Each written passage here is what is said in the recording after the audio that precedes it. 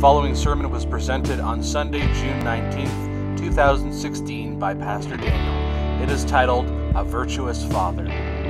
For more, please visit gladtidingschurchofgod.com. Well, of course, today is Father's Day, and we are celebrating the great fathers of our congregation. And if you recall, back on Mother's Day, I presented a sermon called A Virtuous Mother. And we explored how mothers can grow in virtue for their families. Now, that just reminded me and prompted me to say this, is that, if you're not a part of a family, if you're not a mother or a father, you might not have a reason to really grow in virtue. But boy, if you have brought children into the world, you have a responsibility to grow in virtue for them and for your spouse. So in that sermon on Mother's Day, we discussed how mothers can demonstrate these three virtues: patience, empathy, and encouragement. And I think that these are virtues that fathers can also demonstrate and must demonstrate as well. But today we're going to focus on three particular areas of virtue in which fathers can really grow, right? Like that they can take these virtues and grow in these areas. So we're going to focus on that without forgetting the virtues I spoke about in the Mother's Day sermon as well, which of course you can listen to and watch online as well. But first, let's take a step back and let's examine the role of genders in our society, the role of male and female in our society. In our culture today, we emphasize that there is equality between men and women, right? That men are not better than women, that a woman can do anything that a man can, right? And I believe in freedom. I believe that we should all be free to live how we want, right? That allows us to find God and to live according to his ways. That's what freedom gives us. So I believe in freedom. I believe in freedom, and I believe that one gender could do anything that the other does. However, lately, as I've been learning more and more about the effects of what is going on in society, the effects of trends in society, I've lately been asking this question: should one gender do something the other gender traditionally does? Right? That's a different question. Of course, one gender could do. A woman could do anything a man does, and a man could do anything a woman does. But the question I want to ask is, should one gender do something the other gender traditionally does? Now, I'm going to share with you some statistics and some findings in studies that might in fact shock you a little. You might actually be surprised. And if you would like any of the sources afterwards, just come to me afterwards and I'll send you those throughout the week. But according to studies from the last few years, now get this, women who choose to have careers are actually less happy than those who get married and stay at home and be a wife and a mother, right? And that's according to a 2007 report. Furthermore, men are increasingly finding it pointless to get married. Men, as they're growing older, they're finding it pointless to get married. They're not even bothering to get married. And why is that? Because either their role as the provider and the protector has been taken away and usurped by women, or that women just don't need them at all. And so under those circumstances, they are feeling like their wives, if they were to get married, their wives wouldn't even respect them because they're not even needed as men, as the traditional role of men. And so if men do get married under these sort of circumstances, their marriage will inevitably suffer because the man will inevitably take on more feminine roles, and he himself will lose self-esteem and his wife will lack respect for him. Now, I don't want anybody to get me wrong. I'm not advocating for a return to some ancient time when men truly did dominate over women and women were not free to live their lives as they want. I'm not in no way saying that. I do believe in freedom and equality, that men and women should be treated the same, and that in terms of under the law and in terms of how we recognize everybody to have the same rights and the same worth. But I'm simply suggesting that perhaps it was misguided for us as a society to see equality as men and women being exactly the same, that there isn't a difference between men and women. So keeping that in mind that I'm speaking in general terms, I want to explore a little further about what's been happening over the past few decades. And what I think has gone wrong is that over thousands of years, as we look at human history, we see that men have been successful being the provider and the protector, the traditional role of men, right? And that women have been successful as the traditional role of women, whether it's being a mother or a wife or taking care of the home. That I'm not saying that there can't be instances where that's not the role that you take on, but that we've seen from history that those are the successful roles for men and women. And so what's happened, what's worse, is that in our society lately, in the past couple decades at least, we've seen the degradation of men. That there's a certain segment of society that feels that it's not enough that women are equal, but that men also need to be put down. That women need to be elevated even above men, and men need to be put down. And in a way, this impulse is actually understandable. Think about it. That if you are an oppressed group of people, like women were, certainly oppressed in the past, that it is understandable once you gain power that you would then tear down the other side, those who oppressed you, those who represent those who oppressed you in the past at least. So it is understandable that once you gain power that you would use that power to your advantage. But this impulse to degrade men has resulted in a new status quo. Before, long ago, or not even long ago, maybe even some of you remember when women were certainly dominated in society and in homes, right? Now we've sort of gotten to the point where now men are sort of at a disadvantage. In many ways, men are now in a disadvantage, or at least, let me make this point, at least men are accused of things that are not true or that is not our fault, right? And I'm going to explain this a little bit. Now, you might not be familiar with some of these matters or some of these allegations, but certainly on our college campuses throughout North America, if you do a couple searches on the internet, you're going to find that this is certainly happening on college campuses. These allegations are brought forth from feminists to men. So firstly, this is probably the most popular one, that it is said that, I'm going to give you a couple allegations or a couple things that are said about men. It is said that there is what is called a wage gap, that men make more money than women simply because we are men, right? We've heard that, right? That men make more money than women simply because there's misogyny in the workplace, meaning that people prefer men over women, or there's a certain unfavorable view of women in the workplace. But the reality is that though men do make more money than women in a lot of circumstances, that doesn't take into account some of the factors that we would need to take into account in order to know the truth. Sometimes men work longer hours than women for various reasons. Sometimes men get into areas of study that women don't. So there might be legitimate reasons why men make more money, right? If there is a case of misogyny in the workplace, that needs to be corrected, of course. I'm not saying let's not have a blind eye to real problems. But I constantly, or on the internet, it's constantly said that there is a wage gap, and in many cases, that is certainly not true. Or what about this? You may have heard this, that men have privilege, especially white men have privilege, that just because they are men, that they are better off than women. Let's explore that for a second. That men have privilege, that they are better off simply because they are men. But let's look at some very, very important areas, and let's see if that is true. Let's say this. Let's look at some of these statistics. And again, if you'd like the sources, just let me know, and I'll send them to you this week. Men are, by a significant margin, men are more likely to die in a war or die by suicide. And they are more likely to take on the worst dangerous jobs in society. Let me put it this way. There are jobs out there in the world that most people don't want to do, right? Because they're dangerous and they're dirty. And men are more likely to take on those jobs and die in those jobs, right? Jobs that are necessary for us to have a good society, but jobs that most people don't want to do, right? Men are more likely to take on those jobs, and men are more likely to die at work as a result. Think about this, that when a marriage ends in divorce, men are more likely to lose custody of their children, regardless of whose fault the divorce was. We've heard about that, right?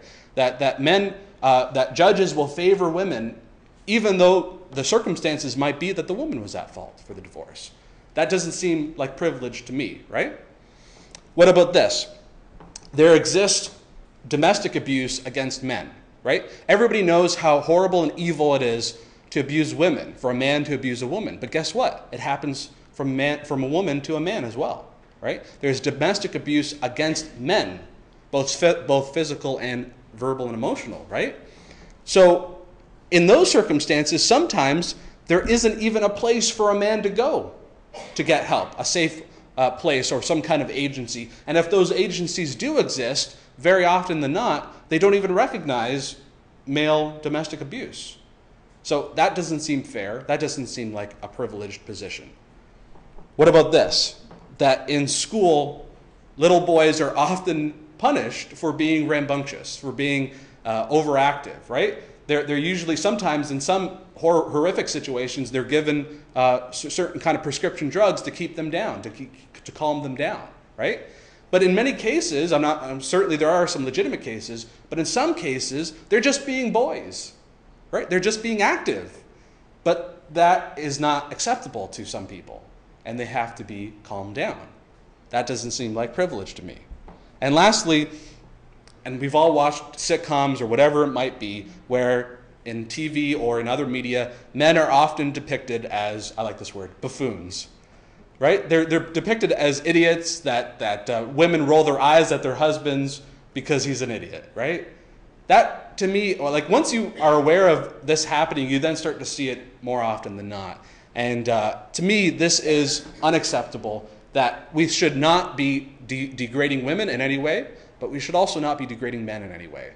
That we all have an ideal standard that we're supposed to be living up to and striving towards, and we shouldn't be putting down either men or women, and we should be making sure there's cases of inequality, that we should be focusing on that and making sure that it doesn't end up lopsided afterwards, right? You can fix inequality not by making it unequal in the other way, right? That's not a fix, in my opinion. So what I want to say this morning, similar to what I said in the Mother's Day sermon, for the men here, don't be afraid to be a man. That we can be men. I don't mention anything that I mentioned in the previous section to put down the difficult challenges that women face. Certainly women face their own unique challenges that men don't have to face. I'm not downplaying that. That's very important. We want to be a source of support and love for our women in our congregation. But I only want to bring to our attention that men have their own challenges, right? That women have their challenges and men have their unique challenges. And the sad reality is that in some places, in some circumstances, sometimes a man could feel ashamed for being a man, like Eleanor mentioned, right? That simply wanting to be a man, it's sometimes we are put down or we're made to feel shame because we would feel a certain way, right? And that's not acceptable. That we need to be people who can be genuinely manly men. And that is okay. There's nothing wrong with that, is what I want to say. In the Mother's Day sermon, I encouraged women to be okay with being a woman, to be okay with being a mother. That don't feel bad if you want to be a traditional feminine role in your family. There's nothing wrong with that. And if you do that, that's a good thing for society. It's a good thing for your family and for society. But the same is true for men. It's okay to be a man. If you want to be a husband, if you want to be a father, that's a good thing, right? And if you want to be somebody who's manly, who's rough around the edges, who works hard, who provides for his family, somebody who is strong, somebody who is able to lead and guide and teach others, that's a good thing. There's nothing wrong with that. You don't have to feel ashamed just because you're not, living up to somebody else's standard. You can be that kind of man. But all of this is to say this, is that what kind of man should we be? And especially fathers, what kind of fathers should we be? We should be biblical fathers. A biblical father is what we're trying to be, right? We're trying to base what we do upon the Bible and upon the principles therein. So the Bible certainly recognizes that men should be men and women should be women, although it does teach equality between men and women. I've taught you that before, that in the Bible there is equality between men and women, but there is a distinction to be made. That men have a unique role to play in our society, and especially as fathers. The Bible isn't silent on what is to be done, that what fathers are supposed to be doing as fathers, what men are supposed to be doing as fathers. And first and foremost, God is called Father in the Bible. And Paul said in Ephesians 5:1 Be imitators of God, right? So God is our Father, God the Father. That's who we believe God is. He's our Father, metaphorically in the sense that we are his creation. And so if he is the Father, then that means that he is the example of what it means to be a father, right? If God the Father is the source of all goodness, the source of all fairness, he is love, he is holy, he's compassionate, he's patient, he's slow to anger, he's loyal, he's faithful, he's self-sacrificing. I've taught you this more recently, that God himself, we tend to think of Jesus as the one who is self-sacrificing, but God is self-sacrificing. God is able to bear and willing to bear our sin, right? This is our example for us men, to be like that, to be that kind of father. Just the way God is a father to us, we are that. We should be that to our children. So it is the duty of each father to imitate God's character, for it is in their father that a child first and foremost has a picture of God, right? That it's in a person's father. You look up and you grow and you admire your father, and you're inspired by your father, and that's who your picture of God, that's where your picture of God comes from. And this is true in the reverse, that you can have a false picture of God if your father wasn't godly, right? That if your father was violent or angry or wrathful, whatever, however you want to describe it, that's what your picture of God is going to be, right? That you can have a negative picture of God based upon the way your father treated you. So to be a biblical father, then, we have to follow what the Bible says a father is supposed to do. And according to the Shema in Deuteronomy 6, we've looked at this many times, but it's the duty of a father, both parents, but especially the father, to always be speaking of God and his ways, right? It says, you shall teach God's ways diligently to your children, and shall talk of them when you sit in your house, when you walk by the way, when you lie down, and when you rise up. You can also put there, while he's giving you a ride in the car, right? We Calcagno kids know full well that whenever my dad was so willing, right, Dad, you were always willing to give us a ride anywhere we wanted to go. But it's probably because he figured, oh, I have a captive audience. I can talk to them about God and about his ways. He was always willing to give us a ride, but it was always part of that was a nice little conversation about whatever it is that was on his mind at the time, having to do with the Bible in our lives. So a father is supposed to consistently talk about God and his ways. But better yet, a better thing than just talking about it, and it's implied here, is to be a living example, right? To show and to demonstrate to your children what God's ways are like. Not just talking about it, but showing and having a model to give to your children.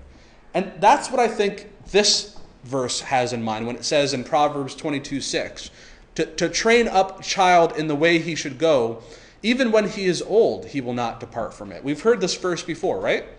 That if you were to train up a child in the way he should go, if you teach your child God's ways, that when he gets older, when that person gets older, they will not depart from it. But we mistakenly think that this is a guarantee that that person is going to turn out to be a believer or turn out to live according to God's way. It's not a guarantee. What it's saying is that example and that instruction that you gave to your children will always be with them in the back of their mind, right? That though they may make mistakes and will likely make mistakes and may not always be living for God, it is there. You can count on it. This is why it's important to pray for your children who may not be following the Lord as adults, because it's back there. That in the back of their mind, that instruction, that example that you gave to them is there, but it may not be in the forefront. So we need to pray that God brings it to the forefront. And I know even in my own life, it was something that was like, as soon as I made the decision to get my life right with God, that training, that example that I had came in, right? It came to the forefront of my mind. So keep praying for your unsaved children, those children who are maybe not following the Lord. It's there. That example is there, and it will come to the forefront if we keep praying. But let me be even further clear here that training your child in God's ways doesn't mean, like as they're growing up and you're training them in God's ways, that doesn't mean beating them over the head with it, right? Either metaphorically and certainly not literally. We shouldn't be, thinking that if we were to just tell our kids one more time what they should be doing, that's going to be the thing that's going to be helpful. No, what Paul says in Ephesians 6:4 is, fathers, do not provoke your children to anger, but bring them up in the discipline and instruction of the Lord. You see, Paul's making a contrast here. He's saying that bringing your child up in the discipline and instruction of the Lord is not the same thing as provoking them to anger. So guess what? If you're provoking them to anger, then you're not really guiding them and bringing them up in the discipline and instruction of the Lord. Right? There has to be a difference. So what does that mean?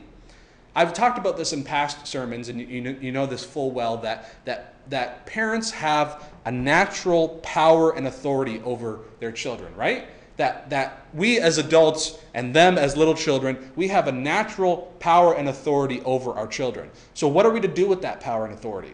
Again, are we supposed to beat our children over the head with God's ways, with what we think is right? Or should we gently, patiently guide them in what is right and what is wrong? Right? We gently correct them when they do something wrong. We guide them into truth, right? If what we're doing is provoking and instigating in them anger and causing them to be bitter towards us or angry at us, we're doing it wrong. We're not doing it God's way. So we need to be making sure that the way we're guiding our children is not conjuring up negative emotions, but sure, they might not like it every time, right? Our children might not like our guidance and instruction, but that's far different from provoking them to anger. You see the difference that I'm talking about here? They might not like it, but that's different than doing something that will cause anger to rise up in their hearts. So how can a man be a good biblical father then? How's it possible? And the answer I'm going to give you is going to be really, really obvious and really, really simple, but I'll show you that it is the only right answer. It's through love. The way a father can be a good biblical and godly father is through love. And again, that seems like such a simple answer. Love is a word that is used so often that it's lost its meaning. But there's a definition to love that I've been presenting to you for several months now, and I'm going to keep on presenting it. Love is virtue in action. That when we are virtuous, when we display virtue towards our loved ones, towards our family, towards our spouse and our children, that is how they will know that they love us and that we have a love-based relationship. That I said this on the Mother's Day sermon. I said this then. It's not good enough to say that you love your children and they love you. It's not good enough to say that. I love my children and they love me. If your children are not able to point, when you ask them, do you know that your parents love you? Or how do your parents know that you love them? If you don't start using descriptive terms that include virtue, then I'm sorry to say that you may not have a love-based relationship. If words of virtue are not used, then I don't know how it could be based upon love, because love, as far as I can understand, is virtue in action. So let's explore that. What would a virtuous father look like? Right? And what are some of the virtues that a father can put into action to ensure that their relationship with their children is going to be love-based? So before we get to the three I have in mind, let me reiterate the three that I mentioned on the Mother's Day sermon: patience, empathy, and encouragement. That these are three areas of virtue: patience, empathy, and encouragement, that I think mothers in particular can express and display towards their children, right? In my mind, a mother who is patient, a mother who is empathetic, a mother who is encouraging is an incredible resource for children. And what I mean by that is a mother who is like that will produce children who will have self-confidence and will feel loved and will be able to go out into the world and live their lives. But fathers also need to be a source of patience, empathy, and encouragement to their children. Think about impatient fathers, right? Think about fathers who never ever consider their children's feelings. They're not empathetic. And think about a father who has a child who has tons of potential but never encourages him, right? So clearly, fathers also need to be men who produce and display patience, empathy, and encouragement, right? But I wanted to focus on three more areas this morning in which parents, but especially fathers, can display these three virtues towards their children. The first is strength, right? Strength. To be a good and biblical father, a man must be strong. And I don't mean physically strong, although there's nothing wrong with that, because part of a man's role is to, a father's role is to protect your family and your household, right? So to be physically strong is good, but what I'm saying is to be strong in character, right? To be strong in character. A man of strong character is what? A man of strong character is somebody who believes in morality, he consistently lives out that morality, and he takes a stand for morality. Does that not make sense? A man of strong character, a father of strong character, is somebody who believes in morality, is consistently living out that morality, and takes a strong stand for that morality. So what that means is if you believe in right and wrong, which we do as Christians, we believe in right and wrong, then you should be bravely and courageously ensuring that when it comes to your family, when it comes to you and your family, that you guys will not become defiled. And this word defiled came to my mind. I remember when Daniel, in the book of Daniel, he wanted to remain true to his Torah beliefs, his obedience to God, and he didn't want to be defiled by eating the Babylonian non-kosher food. It says this in Daniel 1:8. Daniel made up his mind that he would not defile himself. But look at that line. He made up his mind. He was strong. He had strong character, enough of a strong character that he was able to take a stand and say, well, I'm not going to let myself become defiled. I'm not going to do it. He was brave and courageous, and he took a stand for what he believed was right. And this is what we need to do as fathers. Everybody needs to do this, but especially fathers need to be that example in the family as somebody who says, this is what's right and this is what's wrong, and we're taking a stand. And though there might be negative consequences, we're going to bear them because we believe in morality better than bad circumstances, right? We believe in doing the right thing than just getting what we want out of life, right? So we must, as men, we must make up our mind. We must be resolute to stand firm on the truth. Let me put it this way. A bad father is somebody who lets everybody walk all over him, right? Especially in the area of morality. But in any case, just being a weak person, weak in heart, weak in character, weak in the decisions you make. Someone who is a pushover, that's not a person of strong character. You have to be tough. It's tough to be tough, right? But you have to be tough as a man. And you might not be used to it. Certainly I'm somebody who is more prone to be somebody who is more a bit of a pushover. But I'm learning to be, I got to stand up for what's right. I got to stand up for what I believe in. And people can disagree with me, but I'm going to stand up for what I think is right?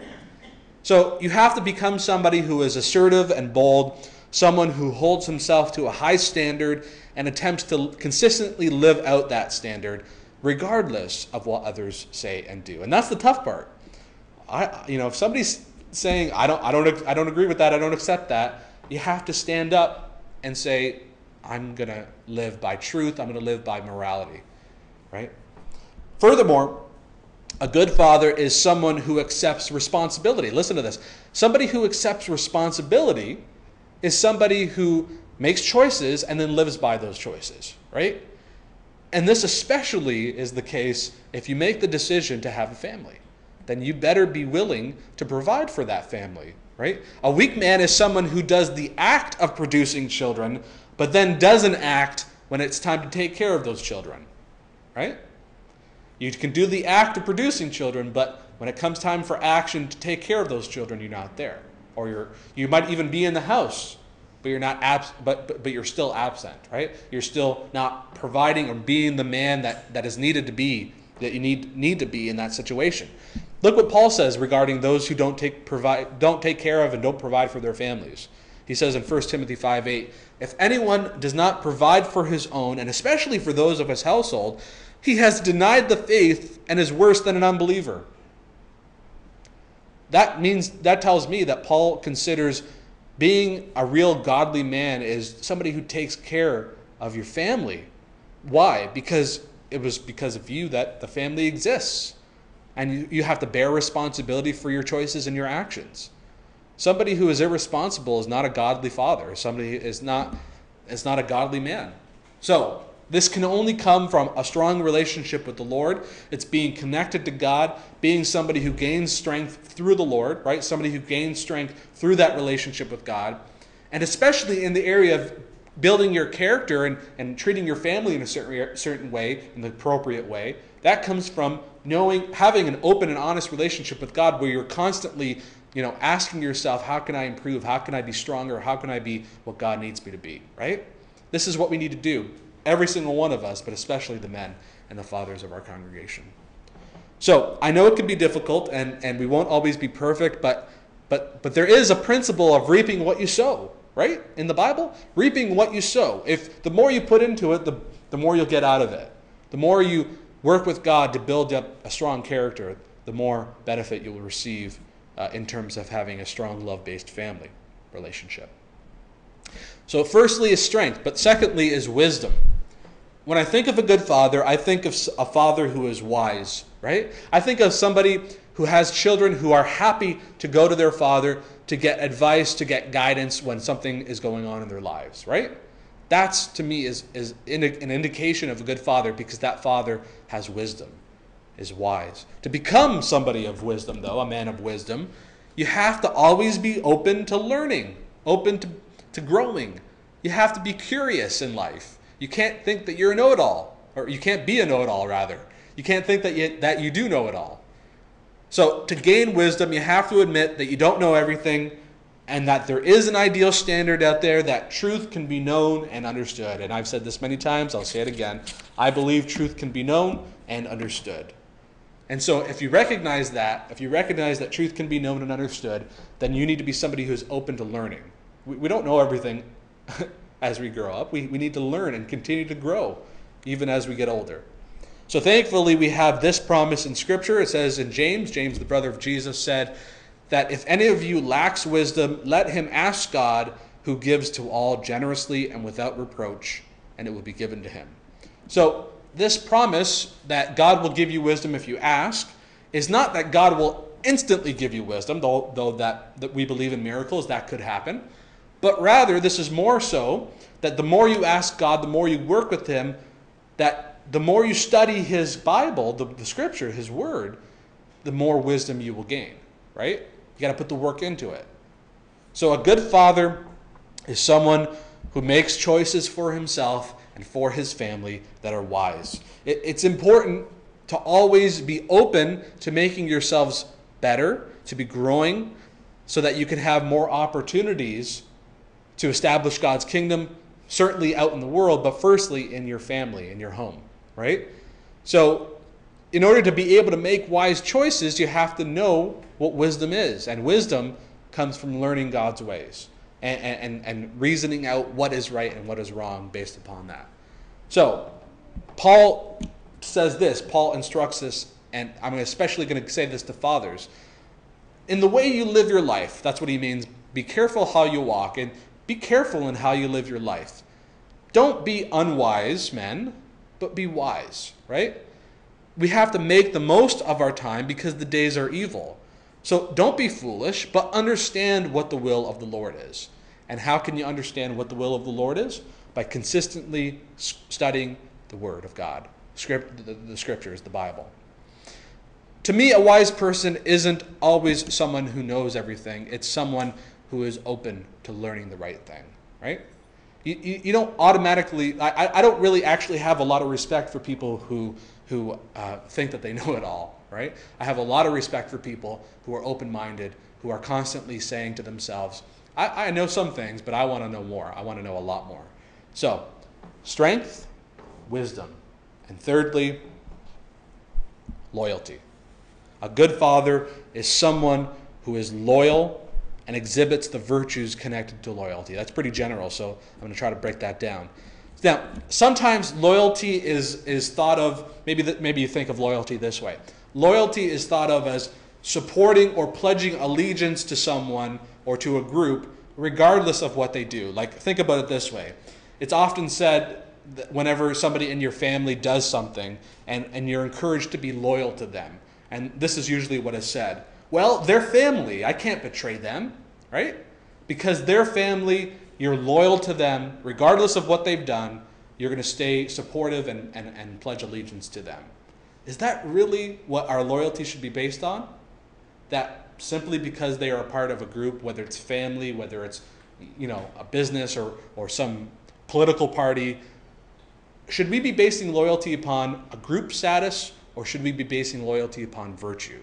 I'm going to make the case right now, and I've made it before, but I'm going to reiterate it now, that we should be loyal to people because they've demonstrated themselves to be somebody of honor, somebody that we should be loyal to, not because of they're just a part of our group.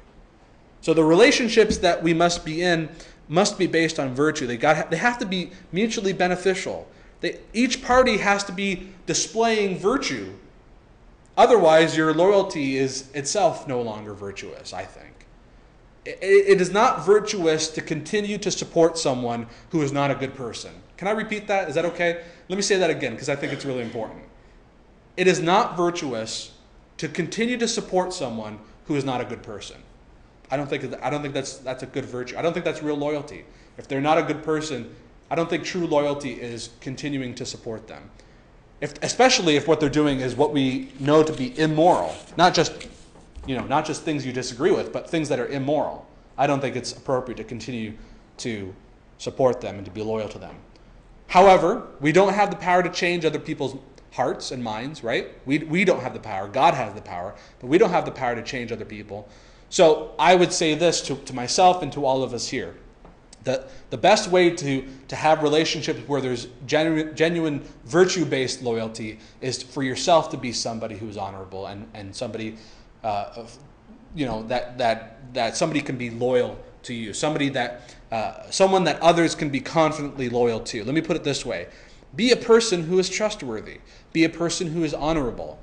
Be someone who follows through on promises and commitments. If you're that kind of person in the relationship, it's my hope and my prayer that will rub off on the others in the relationship, right? That's the best we can do. We can be people of virtue, people that people can be confidently loyal to. And we can't really change others, but we can say to these others, we are going to be loyal to you if you demonstrate virtue. And we are going to do our best to demonstrate virtue. And do we not have the best example, right? Do we not have God as our example? God, of course, is someone, as he declared, and we looked at this last week actually, God is abounding in loving kindness and truth. And those two words, loving kindness and truth, can be misunderstood in this context because what it means is he is devoted, he's loyal, and he's trustworthy. That's what these two words mean, loving kindness and truth here. That God is somebody that you can rely on, that you can be loyal to because he himself will be perfectly loyal to you. That he's not going to give up on you. So this tells me, and this is what we're going to end with this morning, that we are supposed to be looking to God, our Father. Especially those of us who are fathers and those of us who want to become fathers, that we are supposed to be like him and in his strength be like him. Peter said this. I want us to look at this. In 1 Peter 4:11, he says, whoever speaks is to do so as one who is speaking the utterances of God. Whoever serves is to do so as one who is serving by the strength which God supplies, so that in all things God may be glorified through Jesus Christ. What is that telling us? That we're supposed to be, as it says at the top of the screen there, we should look to God our Father, and we are to be fathers like him and in his strength. That's really the only way we're going to be able to become virtuous fathers, is if we humble ourselves before God and to do what God wants us to do, to live our lives according to his ways. That's how we can become virtuous fathers and virtuous people.